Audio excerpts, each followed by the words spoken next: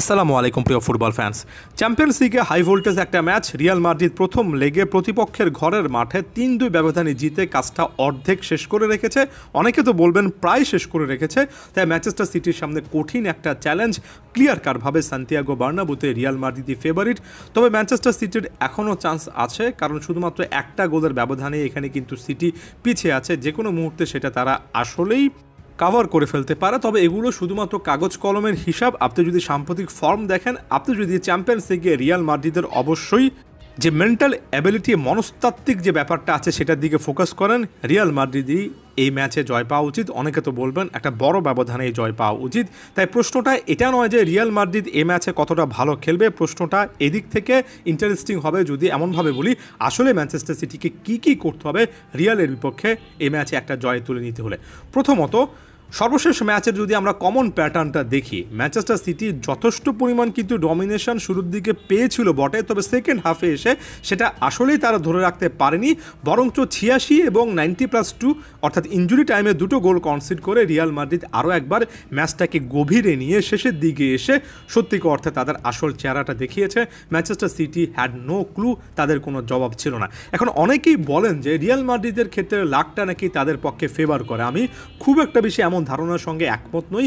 Real বছরের পর বছর এমন সিচুয়েশন থেকে ম্যাচ বের করে এনেছে, এটা শুধুমাত্র লাকের ব্যাপার নয়। হলে আপনি রেগুলার এই জিনিসটা দেখতেন না, ধারাবাহিকতা দেখতেন না। রিয়াল মাদ্রিদের খেলাটাকে আমি প্রায় প্রত্যেকটা সময় বলি আপনাকে কয়েকটা ভাগে দেখতে হবে।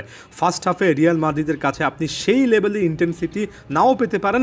সেকেন্ড হাফে যদি রিয়াল মাদ্রিদ পিছিয়ে থাকে, সেকেন্ড হাফে শুরুটাই তারা কিন্তু অনেক হাই টেম্পোর দিয়ে শুরু করবে, তারপরে একটা সময় প্রতিপক্ষকে অ্যালাউ করবে সেটেল ডাউন করার জন্য, কারণ ওই সময়টাতে রিয়ালের প্লেয়াররা শক্তি সঞ্চয় করবে। এবং খুবই গুরুত্বপূর্ণ কথা, মার্ক মাই ওয়ার্ড, শেষের 15 মিনিটে যে সময়টাতে প্রতিপক্ষ প্লেয়াররা অনেক টায়ার্ড থাকেন, সেই সময়টাতে রিয়াল মাদ্রিদের প্লেয়াররা অনেক বেশি চার্জড আপ থাকেন এবং তাদের ওই মুহূর্তে আসলেই সম্পূর্ণ ফোকাসটা থাকে যে করে হোক ম্যাচটা বের করে আনা।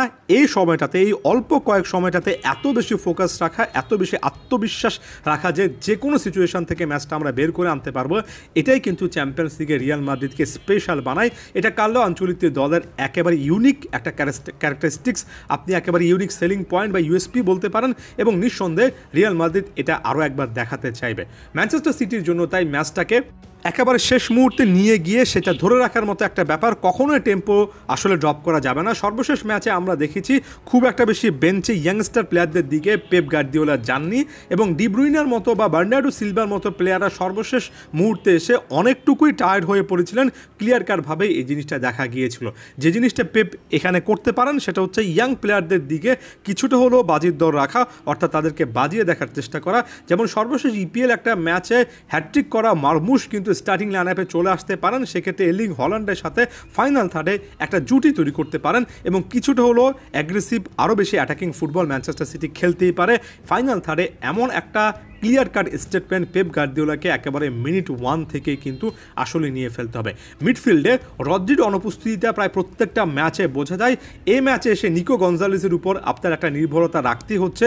বিন্দুমাত্র আসলে এখানে ডাউট করার কোনো জায়গা আমি দেখছি না। নিকো গঞ্জালেসকে যদি আপনি এত বিশাল পরিমাণ অর্থের বিনিময়ে নেন, তাহলে এমন টাইপের ম্যাচে কন্ট্রোলার রোলে মিডফিল্ডটাকে কন্ট্রোল করার জন্য সেখানে পিভট একটা রোলে তাকে খেলাতেই হবে, কারণ ম্যানচেস্টার সিটির পুরো সিস্টেমটাই ডিপেন্ড করে আপনার পিভট, আপনার গেম কন্ট্রোলার অর্থাৎ রদ্রির পজিশনে, সিডিএম পজিশনে যে প্লেয়ারটা খেলছেন তিনি আসলে কতটা ভালো খেলতে পারছেন। ডিফেন্স লাইনে যখনই বল লুজ করেছে ম্যানচেস্টার সিটি, তখনই গোল খাওয়ার একটা সম্ভাবনা তৈরি হয়েছে। এই ডিফেন্স লাইনটা নিয়েও অনেক কাজ করতে হবে ম্যানচেস্টার সিটিকে। পেপ গার্দিওলাকে ভিন্ন কিছু চিন্তা করতে হবে। এর পাশাপাশি মনস্তাত্ত্বিক ব্যাপারগুলো থাকছে, যেটা পেপ দুটো লেগের আগের প্রেস কনফারেন্সে স্বীকার করে নিয়েছেন। এটা তিনি আসলে স্ট্রাগল করেছেন রিয়াল মাদ্রিদের সামনে, বিশেষ করে আনচেলত্তির সামনে। এখানে মনস্তাত্ত্বিক লড়াই, বদলি হিসেবে কোন প্লেয়ারদেরকে নামাচ্ছেন, একেবারে শেষ মুহূর্ত পর্যন্ত কনসেন্ট্রেশনটা একই জায়গায় থাকছে কিনা, এই ছোট ব্যাপারগুলো নিয়ে পেপ যত গভীরে কাজ করতে পারবেন তত বেশি করে তাদের চান্সেস থাকবে।